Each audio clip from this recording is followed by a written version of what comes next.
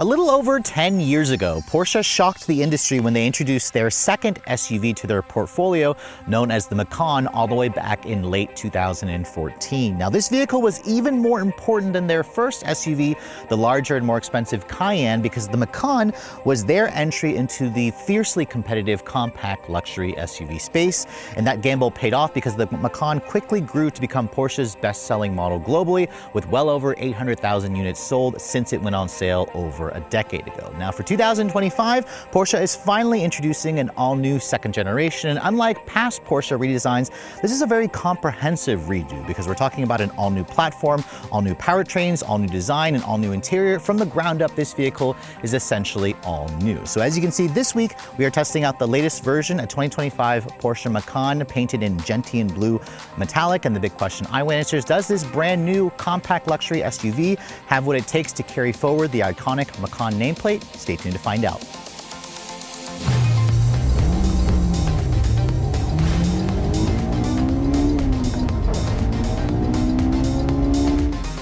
And before we start talking about the all-new sheet metal for this second generation Macan, the big story, of course, with this new version is Porsche is only offering it as a Macan electric, which means all the new versions are fully electric, which means underneath the hood here, you actually do get a pretty sizable front trunk storage space. From the key fob, I can actually just push that.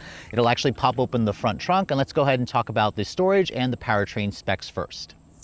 As you can see, underneath the hood, you're actually going to find a pretty generous 2.9 cubic feet of storage space. As you can see, when you open up the front trunk, it's a well-carpeted, well-finished area, and it's a relatively deep amount of storage as well. There's also a nice little compartment over here to the actual back part of the storage, front trunk storage space. Again, Porsche says it measures 2.9 cubic feet, and it also has a nice space where you can put the included mobile or level 1 and level 2 mobile charger that the vehicle comes with. But since we're underneath here, let's go ahead and talk about the powertrain specs. All Macan EVs here in the US are going to launch with their Performance Battery Plus system, which means it has a 100 kilowatt hour lithium ion battery pack. Around 95 kilowatt hours is usable. Range is up to 315 miles on this model because this is the base Macan electric, which means we have a single motor powering the rear axle. So this is a rear-wheel drive SUV offering up to 355 horsepower and 415 pound-feet of torque. That 355 is what you get when you have the vehicle in its launch control, which gives you 20 extra horsepower for the overboost function. 335 is the standard power whenever you just put your foot down. Now it all goes out through a 1-speed reduction gear transmission, so technically it's a different transmission and architecture versus the Porsche Taycan, which has a 2-speed automatic. This vehicle does run on the 800-volt architecture because it uses their new premium platform, electric platform. It shares that platform with the Audi Q6 e-tron, which you had a chance to drive a couple of months ago. Now, Porsche says this vehicle is good for 0 to 60 in 5.4 seconds. We'll try it out when we get the vehicle out on the road. Top speed is around 137 miles an hour. And this is still, an SUV that bears the Macan name, so it can tow a maximum of 4,409 pounds. Technically, for 2026, Porsche has improved the towing capacity for all-wheel drive models to 5,500 pounds, which actually puts it among the best in the compact luxury EV space. Curb weight for this vehicle is just over 5,000 pounds. So compared to the gas Macan, the electric version obviously weighs in at around 800 pounds heavier versus the ICE model. You can credit that extra weight obviously to the battery pack mostly and to the electric motors. But let's go ahead and close up the hood here and talk about the exterior styling. Now, my particular test car is painted in gentian blue metallic. It's an extra $1,250. It certainly looks good, this dark blue along the lines of the new Macan. It certainly has a lot of the traditional Porsche styling elements, but at the same time, Porsche wanted this vehicle to be extremely aerodynamic. It has a 0.26 coefficient of drag, among the best in the luxury SUV space. You can see it still has the traditional Porsche elements here with the double haunches for the front fascia, which has their 4-point signature LED daytime running lights with LED turn signals. And then down here, as you can see, it's actually got the trendy split headlight design. You'll find the LED low and high beams, which you can also get their matrix design headlights as optional. My particular test car has the standard LED headlights. You can also get the LED headlights in black or in like a glacier ice blue tint to them. You can see the front fascia does definitely remind me of a Porsche. I just don't think the split headlight design works on a Porsche vehicle. So I was really kind of hoping Porsche wouldn't follow this design trend, but you can see there are some functional vents to the side of the headlights. There are some active grille shutters and functional vents here. That sensor there is for the adaptive cruise control. And you also get integrated parking sensors. My test car is missing the surround view camera system, and I'm also not really a fan of this cheap unpainted plastic that you can see here. I think personally, a lot of people, when they buy this vehicle, they should look into adding the off-road design package, which you can get it in like a gray finish or a body colored finish. It changes the front end for an extra either $1,300 or either $1,600 or $2,300, and it really makes the Macan EV look a little bit better, in my opinion. But of course, styling is always in the eye of the beholder. Now, moving around the side profile, you can see this is still a compact-sized SUV, but because it's based on a new PPE architecture, the Macan EV is larger at 188.4 inches long with a 113.9-inch wheelbase. It's got a wheelbase that's like 3.5 inches longer than the old model. Overall length is around 2 inches longer. This is around an inch longer than the Audi Q6 e-tron. The width of the vehicle is also almost a half an inch wider at 76.3 inches wide. The height also stays roughly the same. Now you can see my particular test car has a really wimpy looking wheel. I'm not loving these 20-inch standard alloy wheels, which have like an aerodynamic finish to them. I do like the color of the machine two-tone with the gloss black on the inner lip, but Porsche definitely offers up to a 22-inch wheel. Highly recommend upgrading the wheels. The wheels can get expensive, almost $5,000 extra, depending on the wheel size. You can see my test car also has a 235 by 55 R20 Michelin Pilot Sport EV summer performance tire. The rears are fatter at a 285 width, so again, it kind of shows off its rear drive dynamics. Unlike the Audi, however, Porsche makes their adaptive air suspension as standard equipment even on the base version, so you can raise and lower the vehicle, ranging the ground clearance from as low as 6.7 all the way up to 8.8. This is the normal setting that I have it in right now, which means it has around 7.3 inches of ground clearance, which is a usable amount, which gives you, a nice easy step in height, obviously. Now you can see there's an electric badge here to let everybody know this is an all-electric vehicle. I personally would delete that because I don't want people to know that this is the electric version. You can see around the windowsill, there's kind of like a matte black finish to them. The mirrors are power folding, integrated turn signal. My test car, again, is missing the 360 camera, which is an optional extra. Unlike most EVs, you can get a sunroof on this vehicle, which actually opens up to vent air, which is a nice touch. I also would recommend the off-road package because it would include their roof rails. You can also get them as an a la carte option. The roof rails definitely make the Macan EV look a lot better, just like the gas-powered model, because when you look at it from this angle here, it definitely has that sportback look to it. And I don't think this is a very attractive vehicle from this angle in particular, but if you get the off-road package with the roof rails, it does improve things. You can see it has that sportback shape to kind of give it a coupe-like SUV profile. You can see you do get the iconic side blades here, which that's the unpainted finish, which kind of has like a textured triangular inner design to the side blades. You also have some unpainted wheel arch trim here. You can get the side blades in a different finish, like body colored, for example, or in carbon fiber.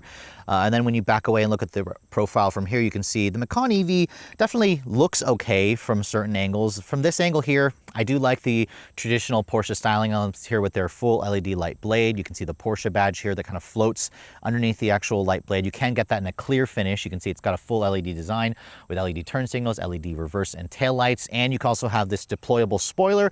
The vehicle actually looks a lot better when the spoiler is deployed. Without it deployed, it just looks really bad, in my opinion. But let me know in the comment section below. You can see my test car is missing the power opening and closing charge port door. The Macan EV, just like the Audi, comes with 2 charge ports. So on the driver's side, you get the CCS combo with the J1772.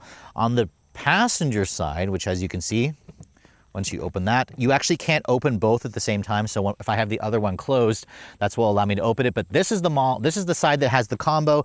The other side only has the J1772. And this vehicle, because it runs on the 800-volt architecture, you can go from 10 to 80% on a level 3, that's a 350 kilowatt level 3, in about 21 minutes. If you only are able to hook up to a level 3 that's a 150 kilowatt, it'll take about 33 minutes. So it adds an extra 12 minutes to the charge time. It has an 11 kilowatt onboard charger. So on a level 2, a 48 amp, it'll take about 11 hours to charge from empty to full, which is pretty average, although the level 3 charging is a little bit faster versus its rivals. Keep in mind the Taycan technically charges a little faster, up to 320 kilowatts, but this is still pretty good. So not really a big complaints there. Now the rear wiper, as you can see, is technically an extra $300. I recommend it because without it, it just looks really naked back here. You can see there's some typical badging here. You can also debadge the car if you'd prefer. You can also get that Porsche badge in blue. The rear bumper also is, again, the standard bumper. I would highly recommend the off-road design package that gives you a completely different look to the rear fascia. Obviously this is electric, so no exhaust tip. And then you can see the rear camera is nice and mounted over here. And then if you push that button, that's what opens up the standard powered liftgate. Now, looking at the cargo area, the new Macan EV is bigger, which has resulted in a little bit more cargo space. Porsche says you have around 19 cubic feet of space with the seats up, which is around a cubic and a half foot more versus the gas-powered Macan. The regular Macan is one of the smallest cargo areas in the industry. You have some storage off to the side here, which is a nice touch. You do have a little bit of underfloor storage here. In addition to the subwoofer for the Bose stereo system, you can also raise and lower the air suspension from back here. My test car also has the optional power outlet back here, an actual 150 watt, 115 volt power outlet. And then if you'd like, you can actually fold down the rear seats from back here, which is a nice touch. Be these little release handles. If you fold down the seats, Porsche says it expands the cargo to around 47 cubic feet of space, which is definitely not a lot. If you guys remember the Audi Q6 e-tron, this car's platform mate offers either 30 cubic feet or 60 cubic feet of space. So you do have to pay a little bit, of course, for that sloping roofline for this model, although technically Audi does offer a sportback version of the Q6. But regardless, this is a little bit more space versus the older gas-powered Macan. So some of you may not be fans of the exterior design of the latest generation Macan EV, but what about the interior? This is where Porsche, again, has modernized it and added some of their latest software and their latest technology. Before we get inside, however, let me show you guys the key fob. As you can see, this is the latest Porsche Intelligent Access key. In fact, Porsche has been using this key for quite some time. I love the fact that it looks like an actual car in the silhouette. That's an iconic design philosophy for a Porsche key. It's got the usual, of course, the Porsche logo with the buttons here that you'd expect for the popping open of the hood, for the front trunk, unlock, lock, and you can also activate the power hatch. There's also a panic feature. That red button there on the back of the key is for the panic. For 2026, Porsche has added their smart key access system where you could use your smartphone as a key. So that's a new feature for 2026. And the 2026 model is already available to order at your local Porsche dealership. Now, as you approach the door handle, you can see it's a traditional pull-style door handle, so none of that silly electronic pop in and out door handles like some EVs. If you touch that little area there, that will lock the doors for you. It'll also give you the iconic Porsche chirp. The mirrors will also electrically fold in. Touch the back of the door handle and that will unlock the door. Although it technically doesn't do the chirp, it will unfold the mirrors at some point. Now, my particular test car has the gentian blue exterior with the standard leather interior. This is technically the standard interior in limestone, beige, and black. So this is, again, the cheaper option. This is only an extra $300 if you guys want this interior. I personally would spend the extra $1,300 to get the full leather interior. There's also another step up level 2 leather interior for like $3,000 extra. With the standard interior, you can see the seats certainly look pretty nice. These are the 14-way adjustable power seats, which include a 3-person memory on the driver and on the passenger side. These seats are also heated and ventilated, but remember, the ventilation function is optional. My test car is missing the massaging seat option, which also is included with the ventilated seats. It's like an extra, I believe, $1,400 if you guys want the massage, and the cooled seat. If you want the cooled seat by itself, it's an extra $740. I believe all Macan EVs come at least with heated front seats, so at least they don't make you pay extra for that. You can also get it with an 18-way adjustable sport bucket seat. But then you'll have to give up the massage feature if you want the 18-way seats. It's only available on the 14-way seats. You can see on the door panel here, there's a soft touch, slightly soft touch injection molded plastic, but I have to say it looks and feels a little cheap for a vehicle that's this expensive. And you also have lots of piano black plastic here. You can option this in with wood, with carbon fiber, with metallic trim if you'd like, or with pieces of plastic that matches the exterior color. I would definitely get the wood trim or at least the aluminum trim because this piano black plastic looks very cheap. You have some aluminum accented door handles, which feel pretty high quality, 3-person memory, which still have the kind of satisfying click that you get with the Porsche buttons, which is definitely nice. You can see there's a slightly padded area here, slightly padded here. But remember, if you guys go for the $1,200 leather upgrade package, you'll get leather stitching here, and leather here. So that to me is worth the extra $1,300. The window controls, they're one touch up down for all four, which again, satisfying high quality clicky feel. Storage cubby here, hard touch plastic here, and then my test car has the included Bose stereo. You can, for again $5 extra, spend for a Burmester premium audio system, which isn't really necessary. Unless you guys are a big audiophile. You can see the seat controls, they are located on the seat. They have a pretty high quality click feel to them. You can see you can also adjust that extender up and down or forward and back. You can also adjust the headrest to come further out if you'd like. If you want to adjust the actual height of the headrest, this seat actually doesn't allow you to do so, which I think the 18-way seat allows you to adjust the height of the actual head restraint. Now getting inside, this vehicle has a nice easy step-in height that you'd associate with an SUV. As I shut the door, the door has a pretty solid sounding thunk, and again, once you get inside, the vehicle, like other EVs, basically just whirs to life because it knows the key fob's on me. It also knows that my butt is sitting in the seat, so there's no need to even push the start-stop button, which is over here. Porsche does it on the left side. The vehicle already automatically turns on once you get inside. Now, looking at the interior, you can see for a vehicle that has this expensive of a price tag, I will say, while the interior has a nice design to it, I think the materials could be better. Now, first of all, the steering wheel. This is not the GT steering wheel or the GT style steering wheel. It does at least have the heated steering wheel option, which you can see there's a button on the back here. It tells you whether the heated steering wheel is on or off. The wheel itself has a power tilt telescoping mechanism, which is nice to kind of get a comfortable driving position, but I would recommend the GT steering wheel because this wheel looks a little bit too big. It also looks a little bit too, I guess, just dark. I would like to see some metallic accents here. You can see you've got the Porsche logo. I think some of the upper trims will include like a leather steering wheel airbag cover, which would definitely make it look a little bit more upscale. No paddles, obviously. This vehicle doesn't have any gears. It's a one-speed transmission. But you have your drive mode selector here. Porsche typically puts it on the actual steering wheel. You can see there's 4 different drive modes, including an off-road mode. An off-road mode will actually raise the suspension and give you almost 9 inches of ground clearance. Now, my test car is also missing a head-up display. And then in terms of the materials, you have a slightly padded soft touch injection molded plastic. It's the same material from the door panel onto the dash. Again, if you get the leather interior, you'll get real leather stitching here and here. Without it, it just has this kind of rubberized, cheap feeling plastic. So I don't love that. I also don't love this. You can see that just looks very, very chitsy. You can see also the gap there is really uneven. It's really massive. So that to me doesn't inspire, a level of quality that I expect from Porsche. I need to sit inside one that has the leather interior, the full leather interior, to see if that's a little bit better put together. So I'm not really happy with how that looks because I'm constantly looking at it from the driver's side. It's also kind of the same thing here where the gap is a little bit too much. The instrument panel, though, is a fully digital 12.6-inch cluster, which is also curved. This looks really nice. This looks actually really, really upscale. It also is slightly customizable. If you want to adjust that, you can put the GPS there, or you can go a full GPS. So that looks fairly modern, very sophisticated. You can also go to a traditional gauge pod if you'd like, or go to a really comm screen if you don't want to see too much in the instrument panel. So again, this is kind of nice how Porsche gives you the ability to kind of customize that to your liking, which is great. Your adaptive cruise control functionality is controlled via here. You also have your audio controls on the steering wheel, which is nice, in addition to your cruise control switches, your drive mode selector, like I said, and then all Macans come with their 10.9-inch center display, which includes wireless Apple CarPlay and Android Auto. I don't have my phone connected because I'm using it to film, but you can see there's the embedded GPS. For an extra $1,300, Porsche will sell you a passenger display, which is also 10.9 inches.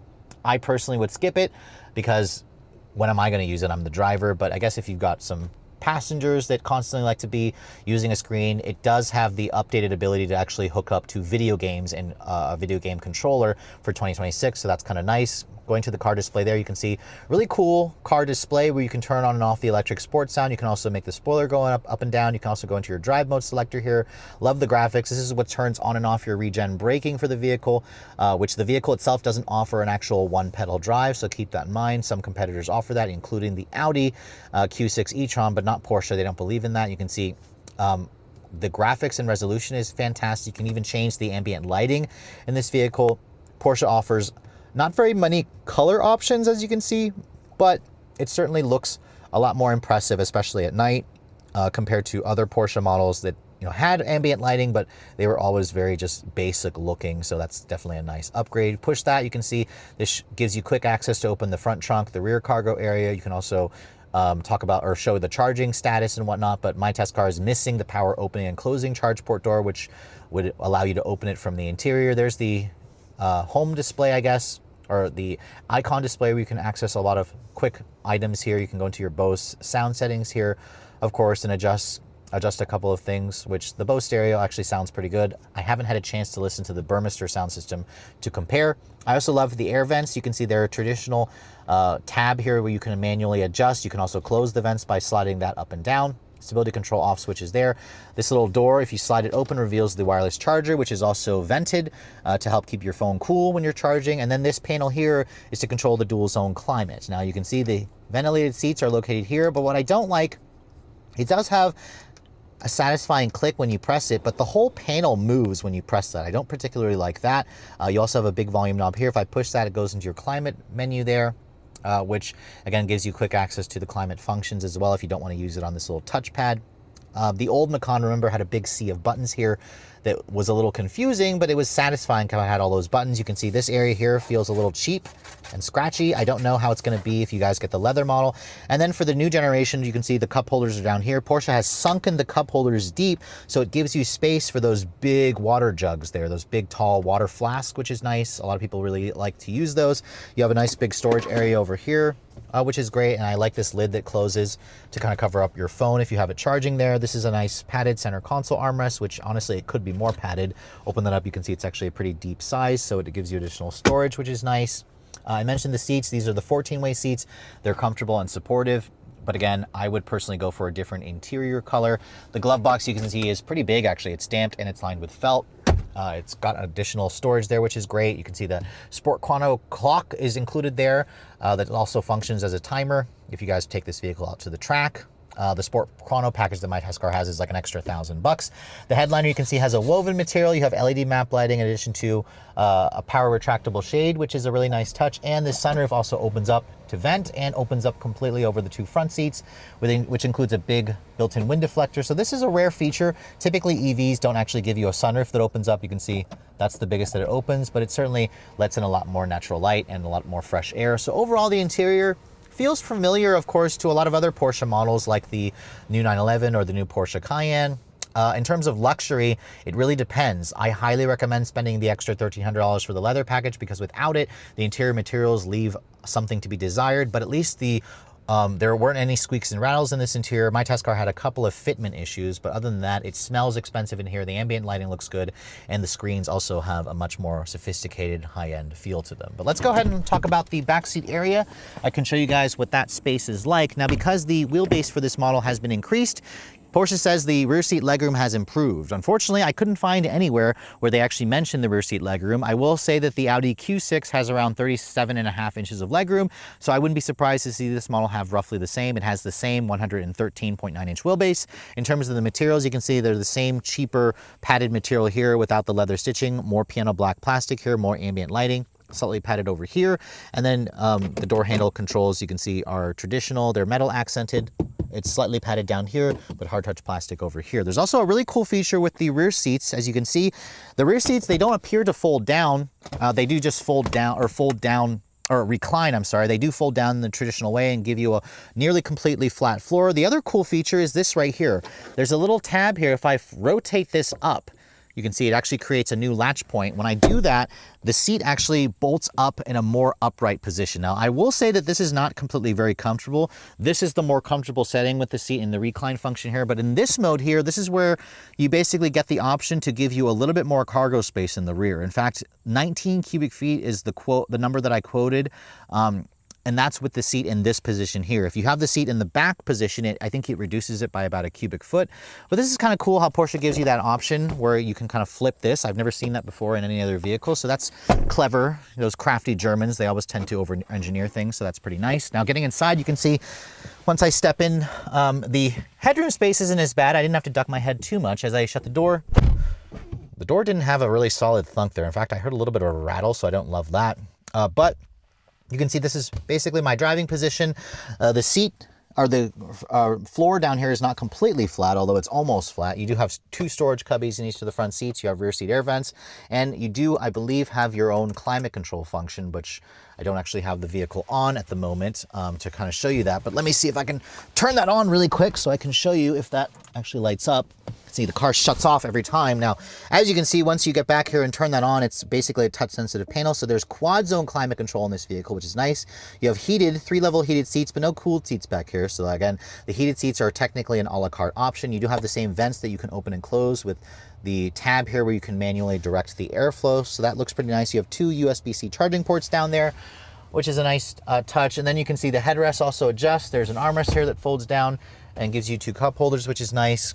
And then the rear seat legroom here, you can see is pretty good. I can get good foot space. I can cross my legs and get comfortable, but it's not, again, as big as something like a Tesla Model Y, for example. The headroom space, I have maybe a solid 2 inches of additional clearance. So the sunroof does come into the second row, but it also kind of eats into your legroom space as well. So overall, the interior is definitely, or the backseat area is definitely usable for adults. It's full of really nice features. Just remember, the Macan has never really had a big backseat. And even though this new generation is larger, the backseat is still on the tighter side. So it's kind of crazy to think that it's been about 10 years since the original Porsche Macan first came out in the US market. In fact, technically globally, and Porsche is definitely the kind of car company that takes a long time to introduce any kind of new generation. So now that we're finally behind the wheel for the all-new second generation model, the twist, of course, with this new version is Porsche is only launching it as the Macan Electric. It's built, of course, off of the new PPE architecture. We first had a chance to sample this platform in the Audi Q6 e-tron. We also had a chance to drive the SQ6 e-tron. But this Macan that we're driving happens to be the base version, which means it is technically rear-wheel drive, and it actually does a really good job of feeling a lot more like a rear-drive Porsche vehicle. In fact, the Macan in general has always felt like a hot hatch. It's always felt like a taller hot hatch, and that tradition carries over with this new generation, which is kind of shocking because, again, it is a purely electric vehicle. I would love to see Porsche do a gas-powered variant of the new Macan. But, right now I believe they're kind of testing the waters to see how sales end up for the all-EV version. But with this model here, with its single electric motor, all Macans come standard with the Performance Plus battery pack, which means we have 100 kilowatt hours, about 95 kilowatt hours is usable. The EPA says this model is the range leader at up to 315 miles of range. We are starting off this video with 95% state of charge.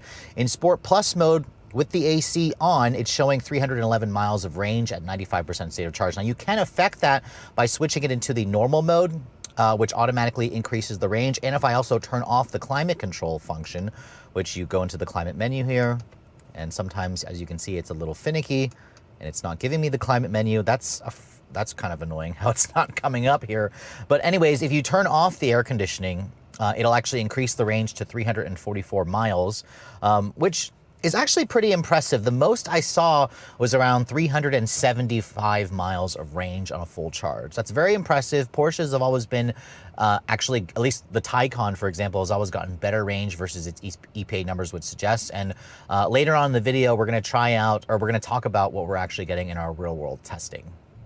Now, because we are driving the base version of the new Macan Electric, we just have a single motor on the rear axle, providing up to 355 horsepower when you have it in launch control mode and around 415 pound-feet of torque. Those power figures are actually pretty healthy. They do have, this vehicle does have a little bit more power versus its platform mate, the Audi Q6 e-tron, which if you get the rear drive version, that model offers around 322 horsepower. Technically, the Porsche's base power figure is 335 when you don't have it in launch control, but the company regardless says this model is capable of 0 to 60 in around 5.4 seconds. Now, Porsche's 0 to 60 estimates often tend to be conservative, so let's go ahead and see what we can get in the real world. Now, to get the best time, you basically have it in Sport Plus. Porsche makes it easy with their launch control. When you have it in Sport Plus, just brake torque it. It'll say launch control activated. Oof.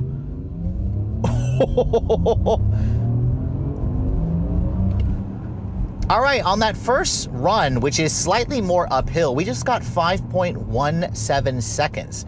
5.17 seconds, and it's more uphill. I'll try it up ahead one more time where we have it on more level surface, but that's pretty impressive performance. Remember, this is the base version. If you guys compare a base gas-powered Macan, that vehicle only has like 261 horsepower versus 355 when we did it in the overboost function. So that's a pretty, solid performance figure, but I suspect we could probably get it into just under 5 seconds. I'm hoping that's what we can kind of break into the 4.9s, which is still plenty of performance. But if you start comparing this vehicle to other EVs, that's where you're going to notice the base Macan tends to be a little bit sluggish, at least in terms of, all of its electric competitors. Now, this is also the first Macan that has rear axle steering, which my test car has for $2,000. You can really see this vehicle changes direction so fast. The rear wheels have the ability to turn up to 5 degrees, depending on, the direction depends on how fast you're going with the vehicle. But the Macan suspension and adaptive air suspension with their PASM adaptive dampers are also standard. In Sport Plus, you definitely get a sense that the vehicle is in its stiffer suspension setting. The ride is a little bit rougher, but it's not unbearable still. The vehicle in general hides its 5,000 pound mass quite well, and I'm actually shocked because this feels a lot more sporty versus the Audi Q6 e-tron that I just recently tested. It feels genuinely like a Porsche. I mean, Porsche, got their hands on this PPE architecture, and it doesn't surprise me that their engineers would want it to be a little bit more buttoned down, a little bit more, engaging. Put your foot down, you can really feel the rear end wants to step out while the traction control is kind of cutting the power, but it will allow for tail-out shenanigans, and that's kind of the whole point when you're buying a rear-wheel drive version of this vehicle. It feels sporty, it feels lighter, it feels more nimble, and that rear axle steering does a great job at shrinking the turning radius. Porsche says it has like a 36-foot turning radius when you guys have it, when you have the rear axle steering, and it really helps with, getting this vehicle the best kind of turning radius and whatnot. But let's go ahead and try another 0 to 60 run here. We're gonna floor it again, and it's gonna be in Sport Plus with launch control. Oof.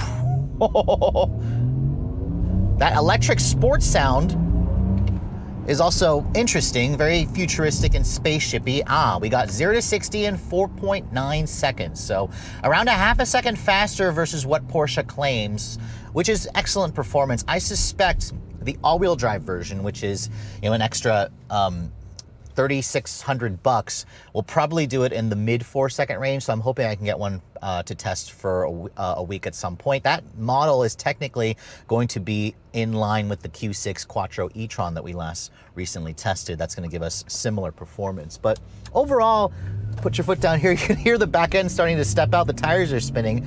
It's pretty satisfying. I genuinely am enjoying how this vehicle drives. Just like the Taycan, this vehicle feels like a lot sportier, a lot more engaging than your typical EV. It's kind of along the lines of like a Tesla Model 3 in the way it feels. Same thing with the Taycan. The Taycan very much feels like an electric Porsche 911. The electric sports sound that my test car has is an extra $500, and I kind of like the sound. It adds some kind of visceral experience to the vehicle. The steering is so quick and direct. The body has very little lean in it when I start pushing it around corners.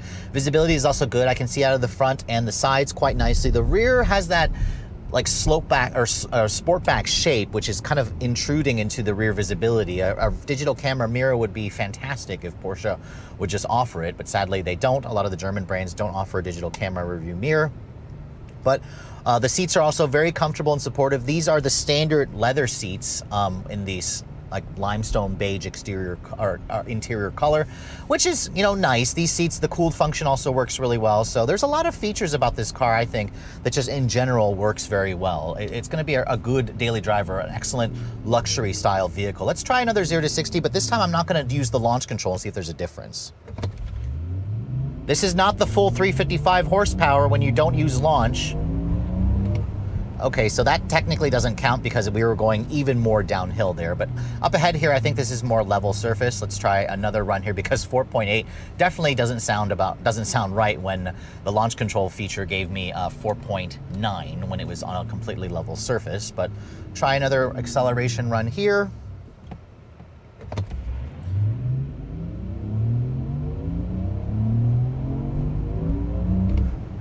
5.02, so in general, that's with it on level surface, it really doesn't add that much more acceleration, even though you get that, overboost function with 20 more horsepower.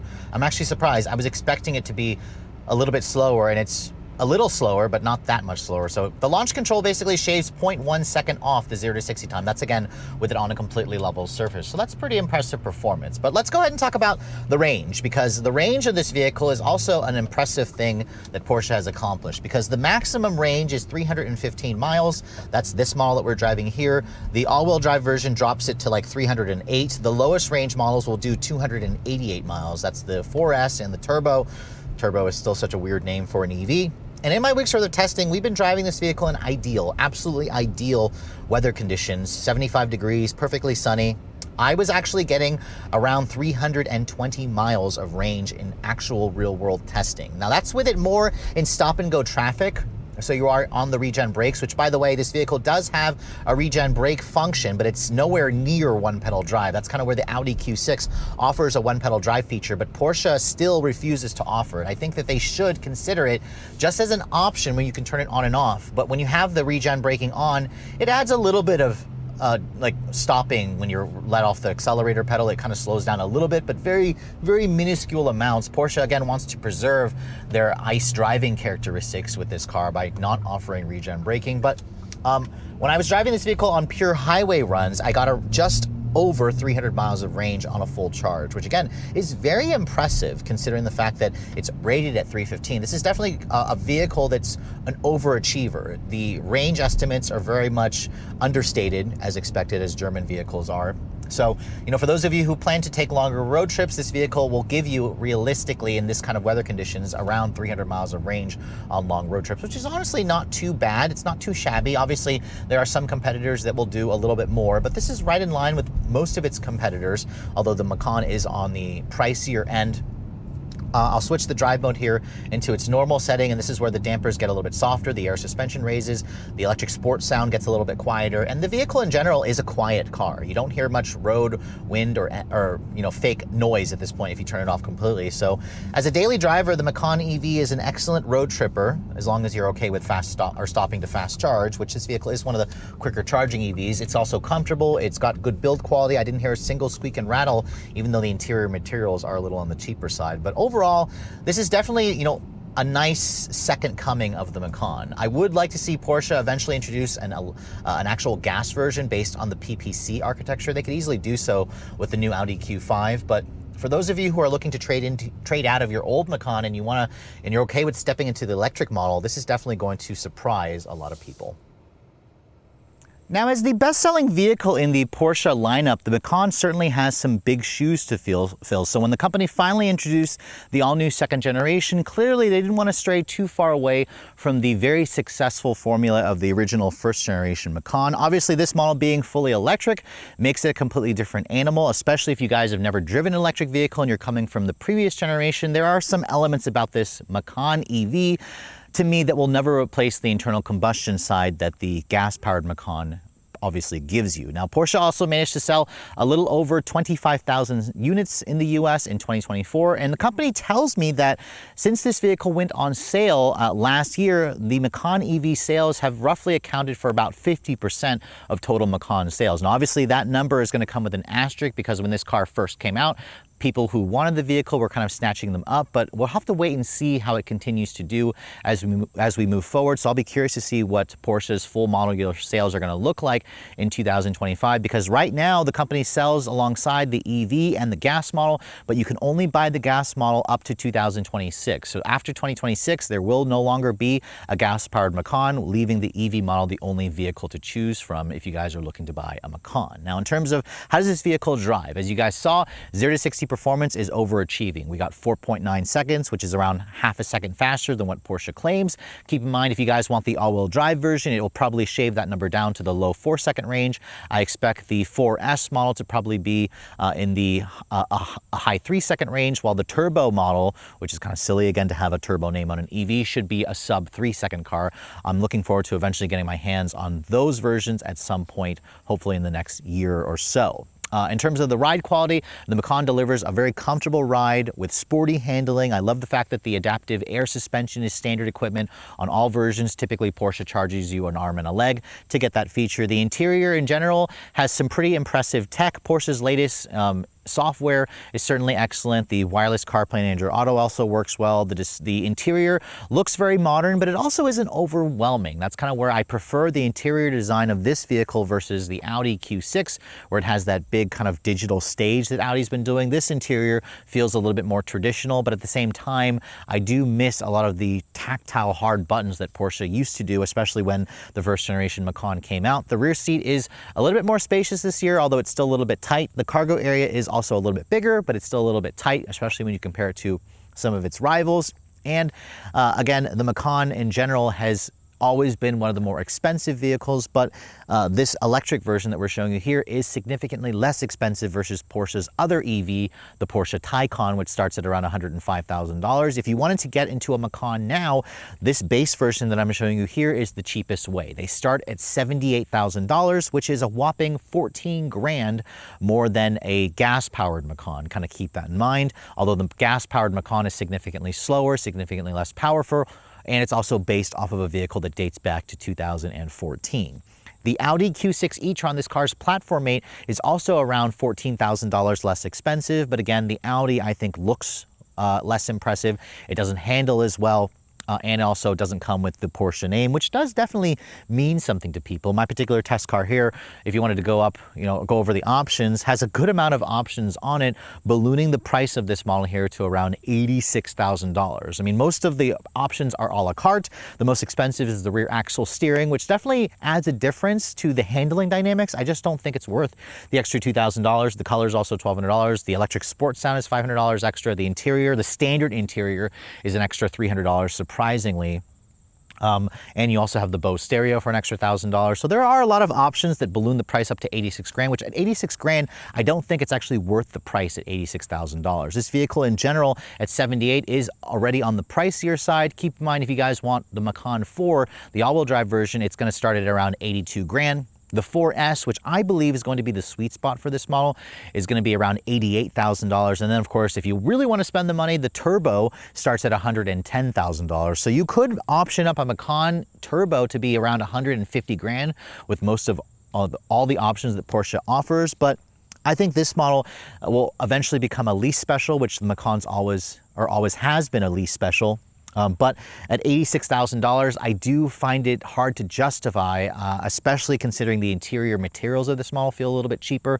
But again, if you guys are faithful to the Porsche brand, you really like the sportier handling this car gives, and it also has overachieving acceleration and overachieving range in real-world testing, the Macan EV is certainly going to be worth a look. But I do think that Porsche should consider bringing an all-new version of the gas-powered Macan just to give buyers that choice. So it'll be interesting to see how the sales, mix ends up for the 2025 model year for a full calendar year. With all that said, hope you guys have enjoyed my full overview on the brand new 2025 Porsche Macan Electric in the base form.